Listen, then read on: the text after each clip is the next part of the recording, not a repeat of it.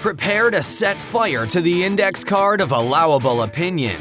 Your daily dose of liberty education starts here. The Tom Woods Show.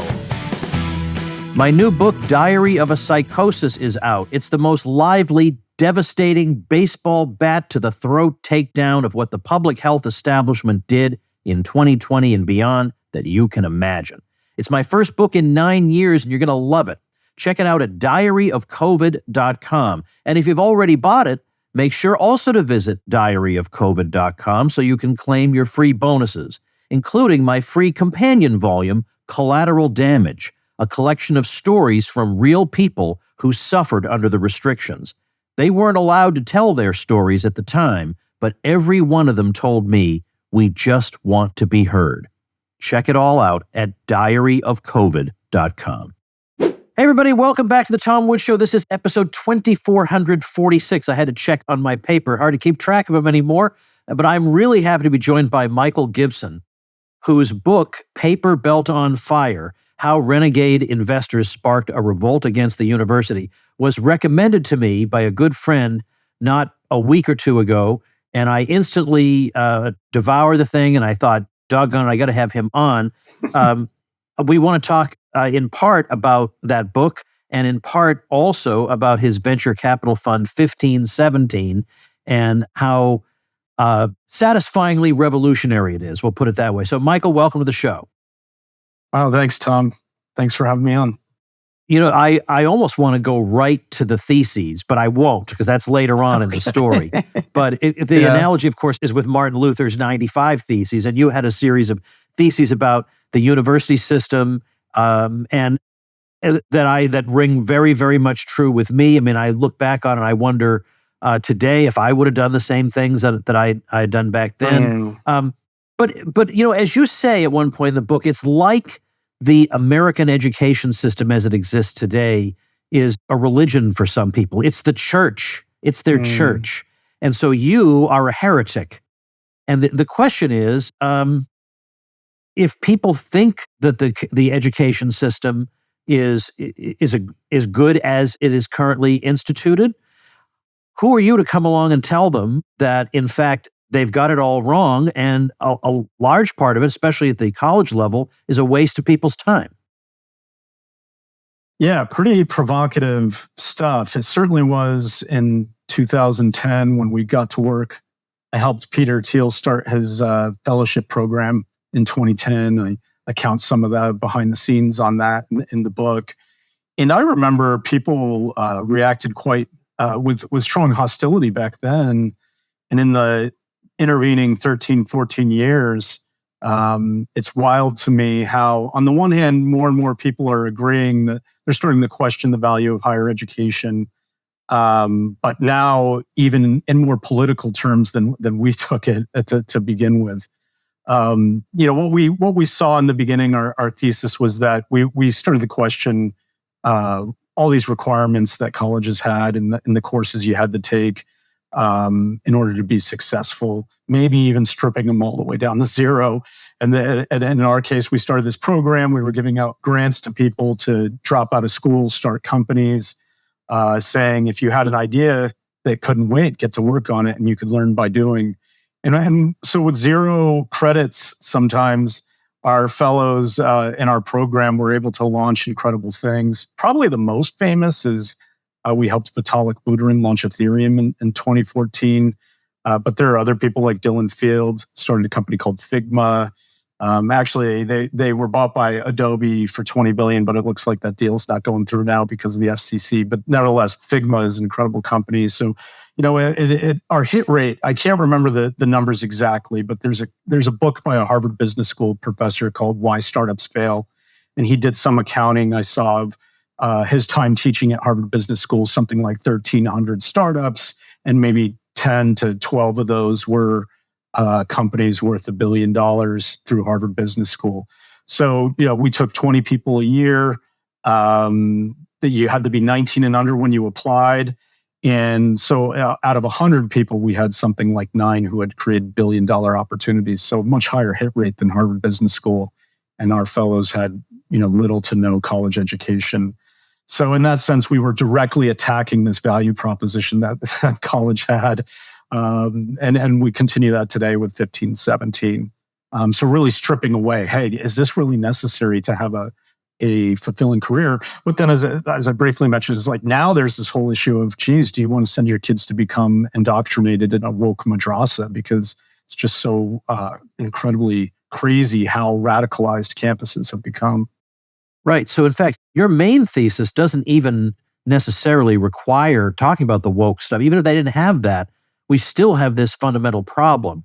And I know that one of the things that you were interested in is innovation, and that it seems to be slowing down. And what's interesting about this is that in history, it appears that forget about the theory.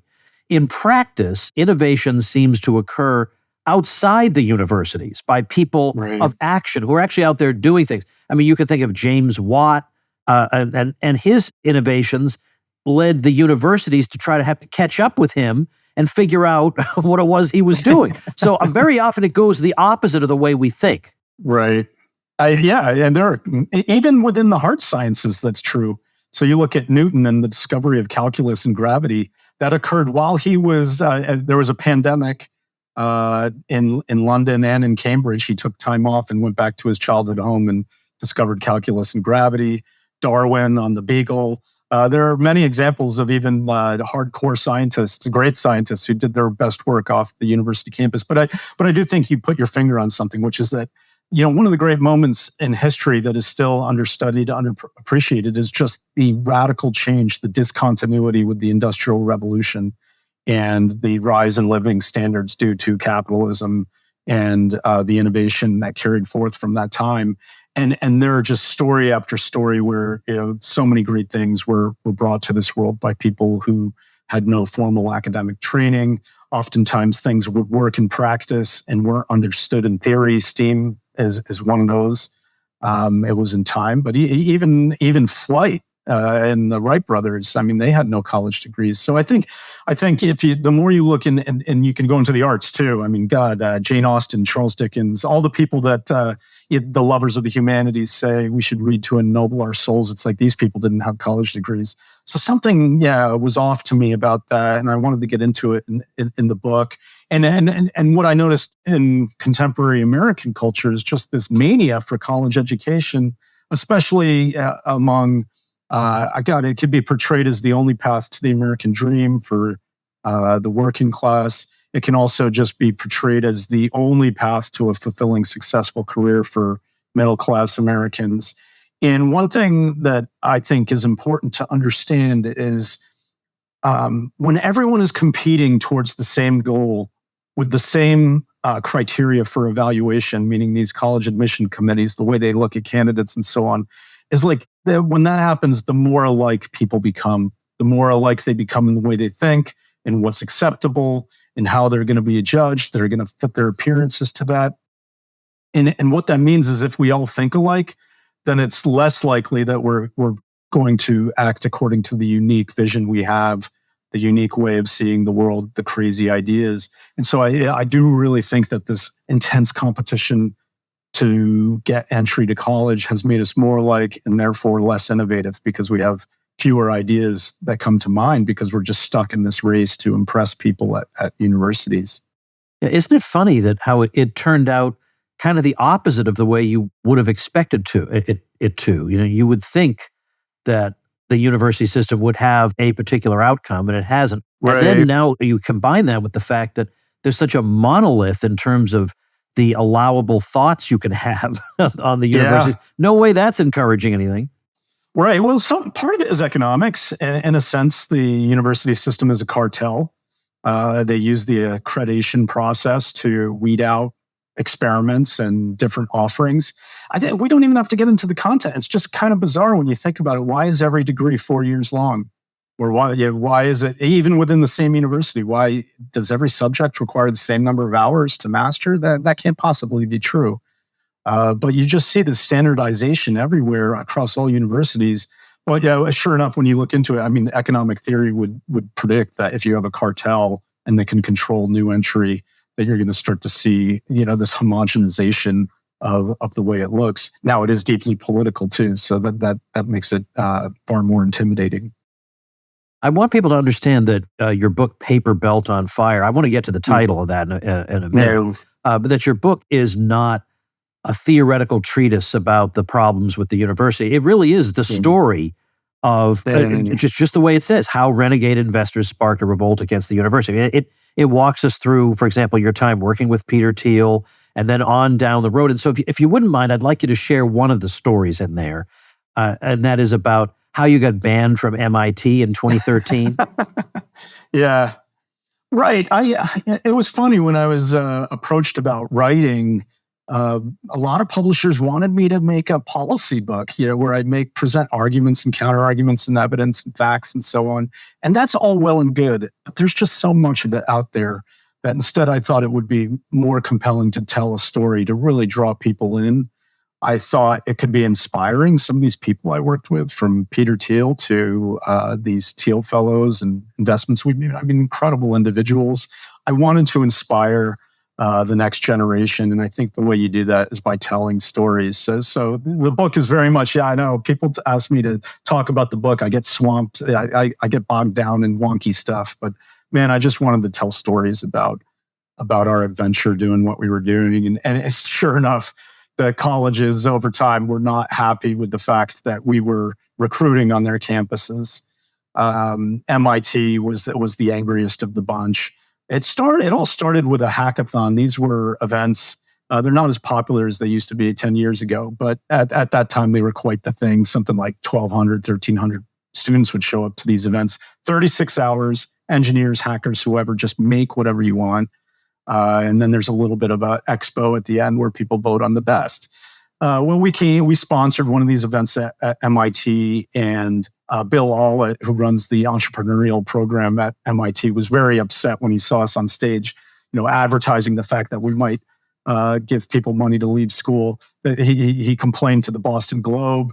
And then, because I guess he's in charge of overseeing who gets to sponsor events on campus, he banned us from MIT. The story doesn't end there, because, of course, I was still showing up at MIT. There were a lot of great people working on things there. I think it was the very next year I was there, I got connected to a young man named Ari Weinstein. And Ari is one of the best Apple engineers, people who work with Apple products. Even when he was 18 years old, he was a freshman at MIT. So I met with him. He had some ideas about what he wanted to build. He had a partner in Conrad Kramer, who was a senior in high school, intending to attend MIT. And when Bill Allett at MIT heard about this, he had banned us. Now he was even angrier, and we offered Ari and Conrad Thiel fellowships, but Allett had an alumni offer each of them $100,000 to stay at MIT. They ended up turning him down, coming to work with me and my team. When it's not like an incredible Facebook-sized success story, but what I love is Ari and Conrad. If anyone owns an iPhone, you can open it up. There's something called Shortcuts. That's something they built. Apple acquired them for about $20 million. Each of them walked away with a few million each for sure. And now they're on to their next startup that they're building after these years. So yeah, we've gone head to head with school administrators, and it's funny to me. I don't know why they would be upset about this. It's because if you step foot on campus, people oftentimes always they think of their school time fondly. I think of Zuckerberg or Gates with Harvard. They still are called Harvard students, but nevertheless, all that had something out for us for sure. Hey, everybody, a quick message from your old friend Woods. Back in the Ron Paul days, I did a lot of public speaking.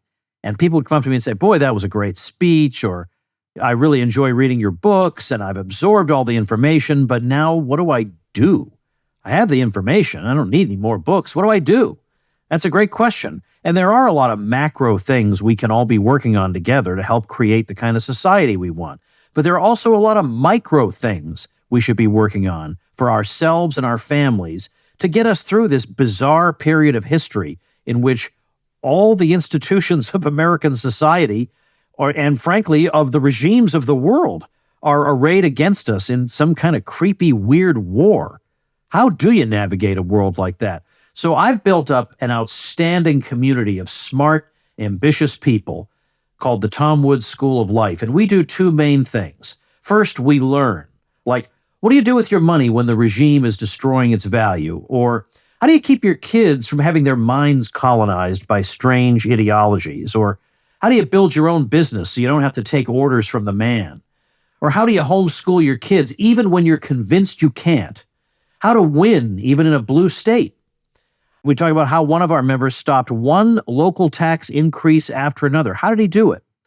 Also, I teach things like how to write well, how to express yourself effectively, how to speak well. In other words, how to make yourself unbreakable. Second, we meet in small groups online. We keep each other accountable and motivated. We give advice, we make connections, we generate ideas for each other. We have groups for entrepreneurs who become better and better entrepreneurs. We have a content creation group, a copywriting group, a women's group, a fitness group, a parenting group, because in this crazy world, sometimes it's a challenge being a parent. Does your kid always have to be the oddball in every situation? So we talk about and work on things like that. You name it, we're doing it. It's the Tom Woods School of Life, and I want to see you inside. The website, tomschooloflife.com. I wonder, though, if you're trying to pitch this kind of way of thinking to people, let's say at MIT, maybe MIT, because some of the work they do can have immediate practical application, whereas somebody majoring in philosophy at Harvard doesn't think that way. But still, there's still this desire for the prestige that accompanies the credential. And if you're going to pull me out of that, you're threatening my social status. I sure hope my business succeeds because now it's all I have. Right. Or maybe it lays bare what exactly people are buying when they attend college. I think we have to unbundle some of the functions that college serves. One of them is this idea that we're gaining skills and knowledge, and we can leave that aside. What people don't want to talk about is the fact that it is an exclusive club, that they do limit the number and quality of people who can attend. And I think that troubles people to talk about. They don't want to, if it's like, oh, this person got into Harvard, it's often harder to get in than to fail out. And I think part of the worry is that that this kind of thing will be exposed the more we talk about, what people are getting out of college. If it is in fact a hedge fund in a country club attached to some real estate, that's not going to sell well to the American public. No, that's for sure. Well, can you? I know there's so many of them, and you might not remember them off the top of your head. But what would be some of your favorites among your theses? And explain to people what these are and what the context was for this. Because I was cheering them as I read. There were like 10 of them. I was cheering them. Okay, yeah. So we started a fund 1517, which is different from the grant Teal Fellowship that we were given out. So by 2015, we'd been giving out these nonprofit grants, and we thought, wow, we could be making money doing this. No one in the world wants to believe that you could have as an investment thesis this target that you would only invest in people without college degrees. So we seemed to have a real advantage there. We launched the fund, we raised money from investors, and we were thinking, what do we call this? So we came up. We had this geeky historical analogy to the Protestant Reformation.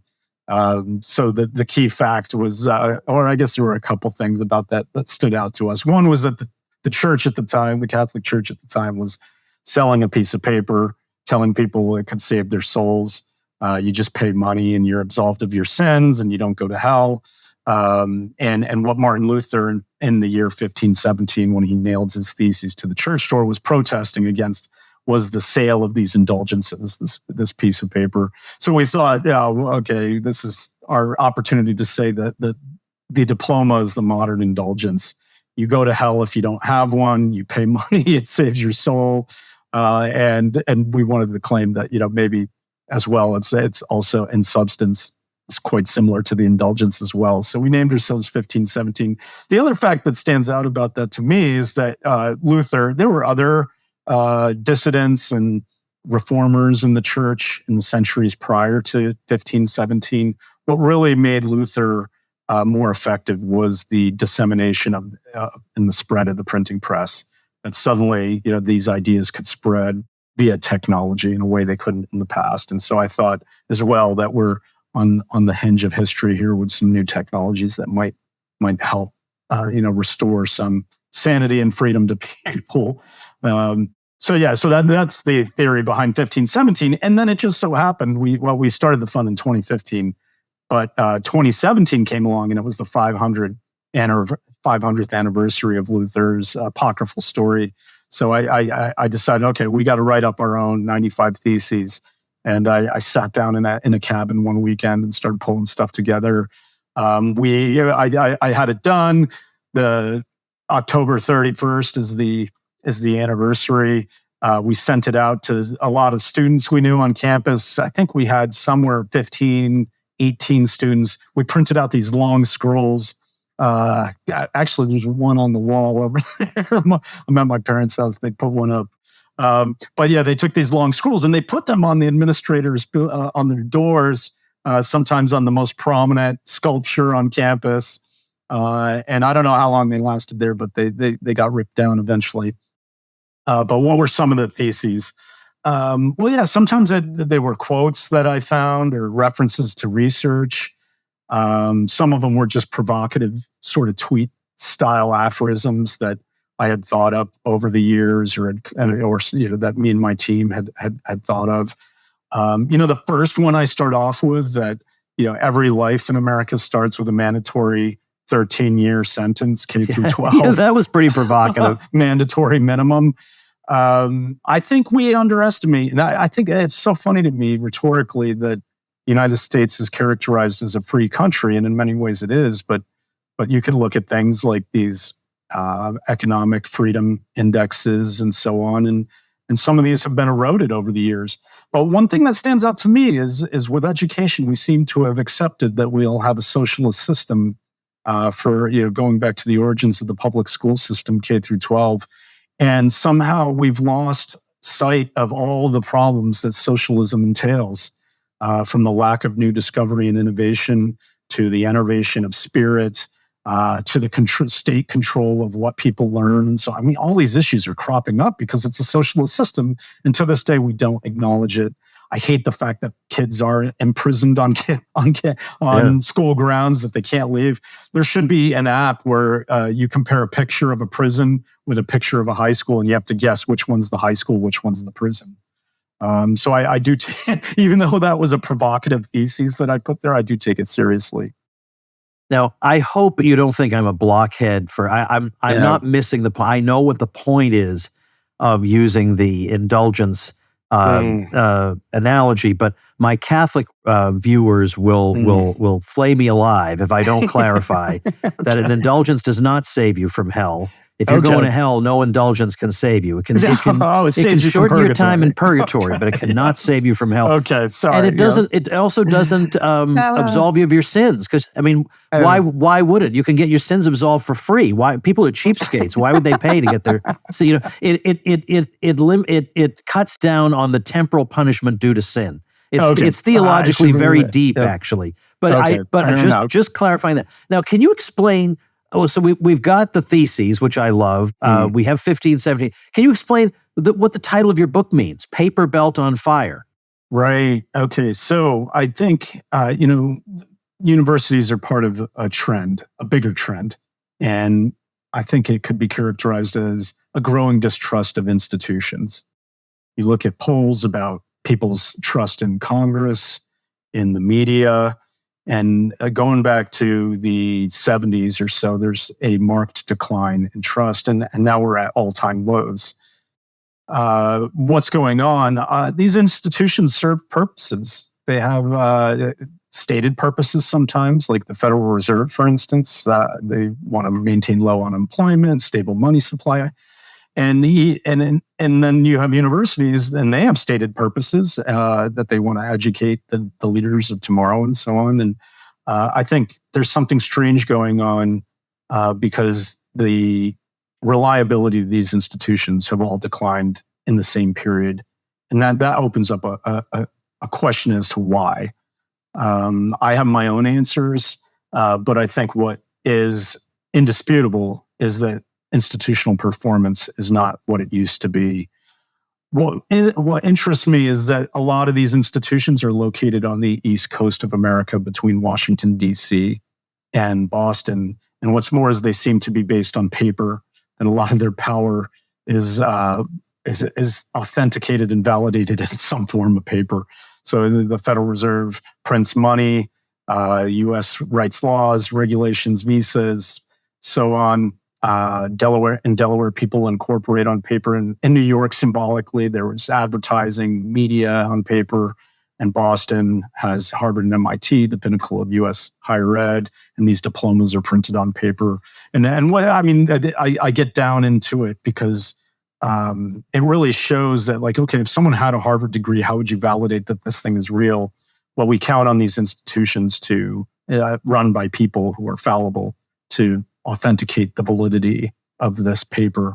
And because they're people, they are subject to those vulnerabilities. And I think that that's what we've seen over the last 40 years. So even if a university authenticates something as real, can we really trust the signal that the piece of paper is supposed to send? Much in the way that we talk about money.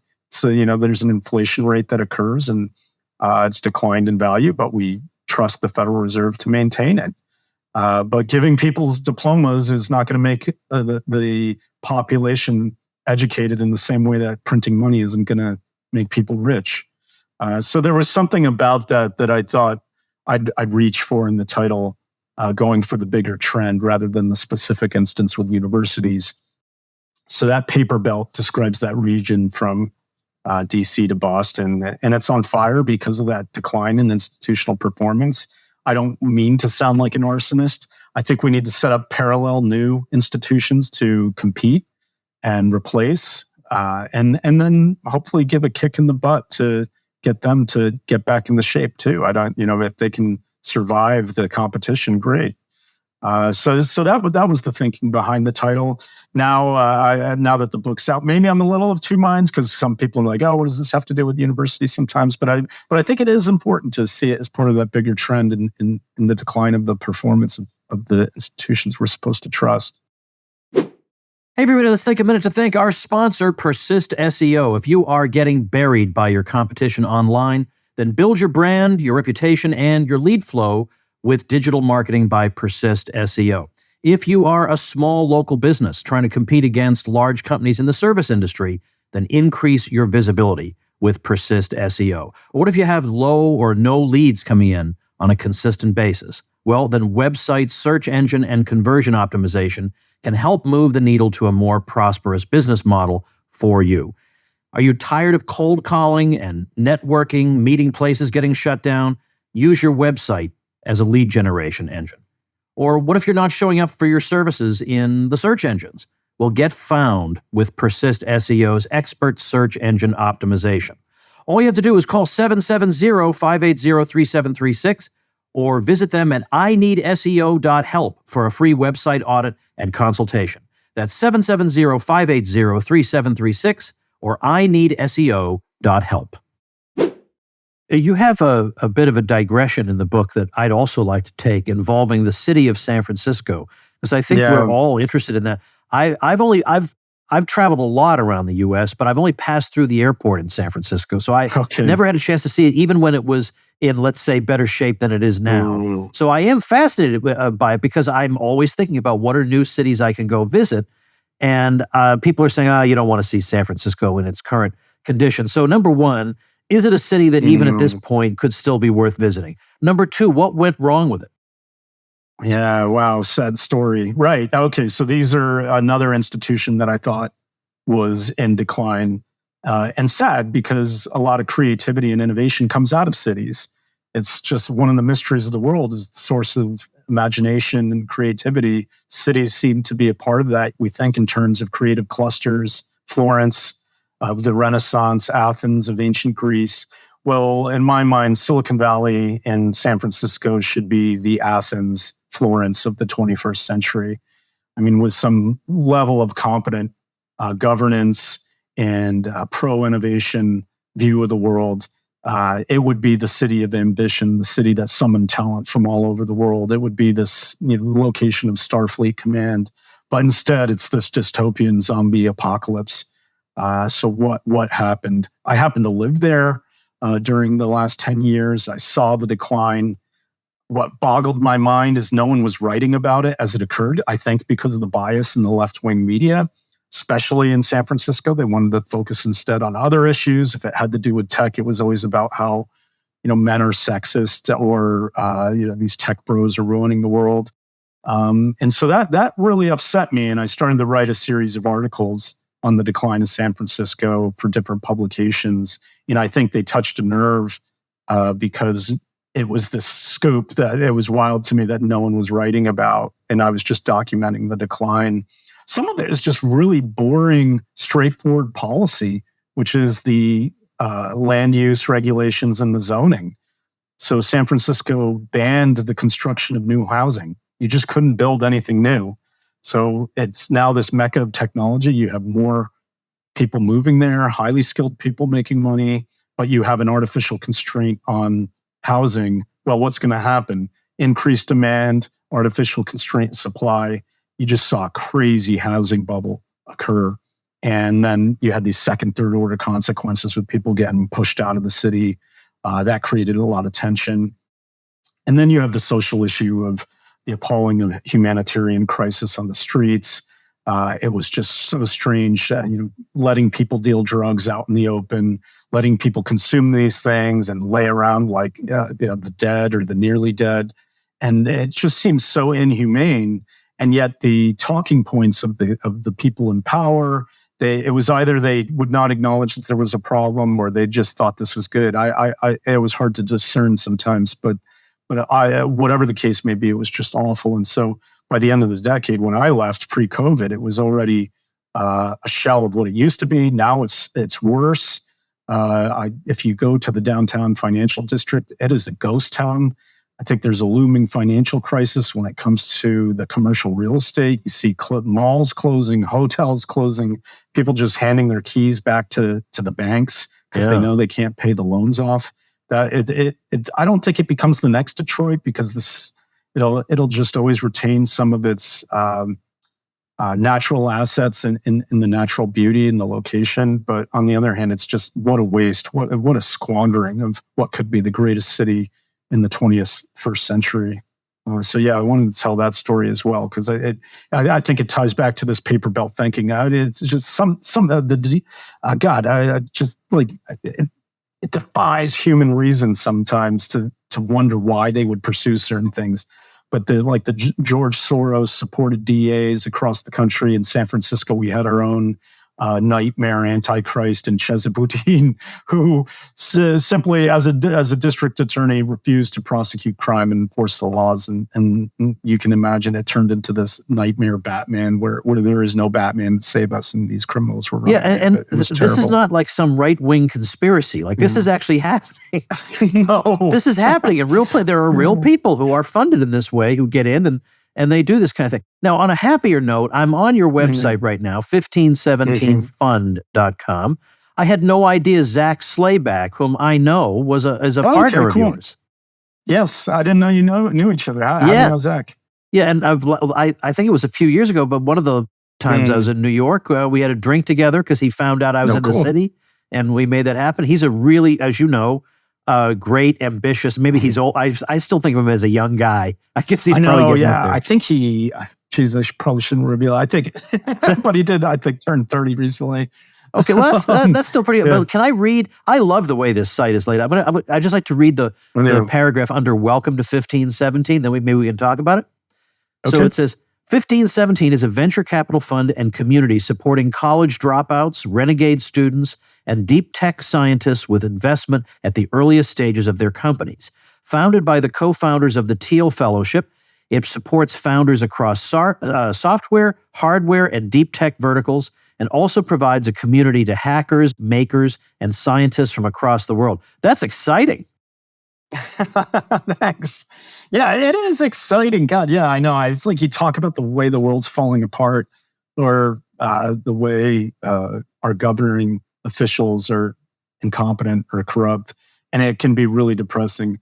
But I tell you what, I work with some of the most amazing people in the world. I mean, even on my own team, Zach is a wonder to work with. Who fits our thesis? We met him. He was a young man in our community working different events and different organizations. And we brought him on, over 8 years ago now. And it's been fun working with him. But yeah, also the people we invest in. I mean, this is the future of America. This is what the future hinges on.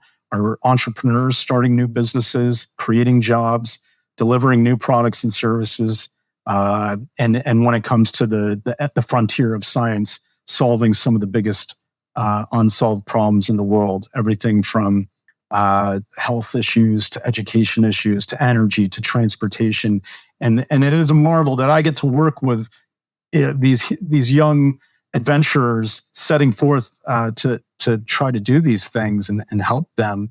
Not all of them work out, but all the people we work with are heroes in my book. And it's a thrill that I get to work with them and help enable their dreams. So people interested in this, younger people, we go to 1517fund.com and the upper right, there's a get in touch button. They just click that and fill it out. We answer it. In the world of VC, the venture capitalists tend to be inaccessible. It's really, they don't want randos knocking on their door, but we are the opposite. We want to be as accessible as possible. That contact form goes to me, goes to Zach. We have a rotation. We answer them all. We're on the road quite a bit. I think I can only use analogies to help describe what we do. And one of them that stands out is sports recruiting. Everyone accepts that NFL, NBA, European soccer, they all go out to the high schools and are recruiting early. And we do something similar. We're out on the road. That's why we were banned at MIT. But what we're doing out there is meeting people as early as possible, long before they started business, because we want to get to know people. We want to see, in the same way that a scout might look for a linebacker in West Texas, Friday Night Lights, we're going to be out at a hackathon in Oklahoma, meeting engineers out there. Because the more we get to know people, the more trust we'll have when we make the decision whether or not to invest money in them. And so, yeah, that's why we have that up there on the website, to be as accessible as possible. We're all on social media. People can reach us there. And as I said, yeah, we want to meet people before they start companies. Can I ask you what the Invisible College is all about? Mm-hmm. Yeah, we keep trying different ideas to help people get started.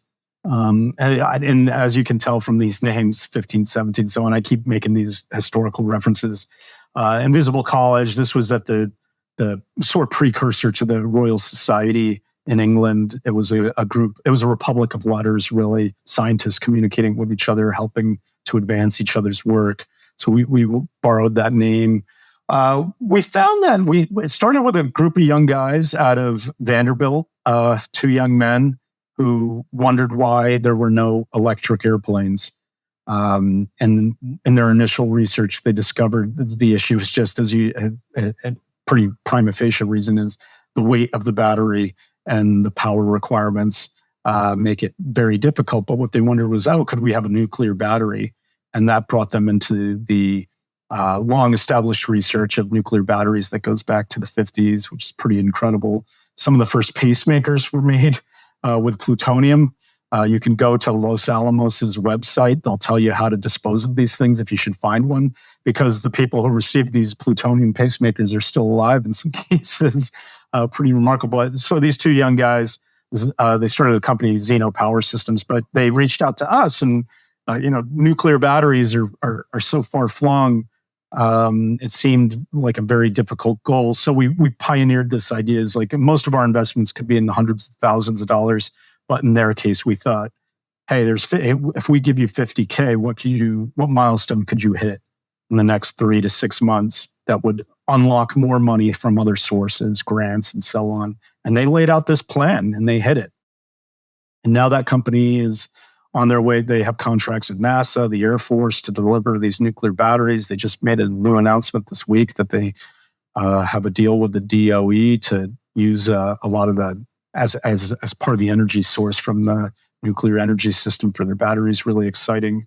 stuff. And so that story to us stood out. We thought, wow, okay, there's a smaller amount of money, especially with a frontier science project. Could we start this program in our fund where we help people get started that way? People who want to work on the frontier of science, a little bit of money to prove out a milestone, and then they'll have the community of peers of people working with us. So that's how it started. We've talked a lot about the problems of universities, whether it's the politics or the lack of education. The thing about the Harvard president fiasco it almost the DEI stuff is important, but it feels like a battle on the flank. And if we're attacking the universities, there's part of me that's like, why don't we go for the frontal assault? What if we do science better than they can do? What if we do basic research better than they can do? Then that would be really powerful attack on the university system. So this invisible college is pushing in that direction. My dream, which is, 1 in a million shot, but could we one day fund people who go on to do, let's say, Nobel Prize worthy work? We won't know for some time if that's the case. But if we can produce breakthrough revolutionary scientific discoveries or inventions that are worthy of that kind of thing outside of the university system, well, to hell with the DEI stuff. Let's just recreate, we'll set up our parallel institution and advance civilization more effectively that way. So that's like the dream behind that. That's incredible. It really is incredible what you're doing. And it's the kind of thing that a lot of us sit in our podcasting chairs and say, somebody really ought to do, And then I run into on my podcast somebody who actually is doing it. Well, I know. So I wanted to, I was a thinker. I was a writer. I thought I was going to be a philosophy professor. And then what I wanted to convey in the book is Peter Thiel is a very controversial figure and worth debating for sure. But one thing that is indisputable is he is one of the great investors of our time, and he is a philosopher of action in a way. There was something where he in his own life almost lived something like an academic career, got pulled into the dot-com era, and the PayPal mafia. Jimmy Soni, fantastic book about the founding of PayPal, and just the level of talent on that team. Peter, Elon Musk, Reid Hoffman, founder of LinkedIn, Steve Chen, YouTube. It's like this wave of creators came out of that. And when I came across that, I was like, wow, I felt like I was reading The Real Atlas Shrugged. Who are these people?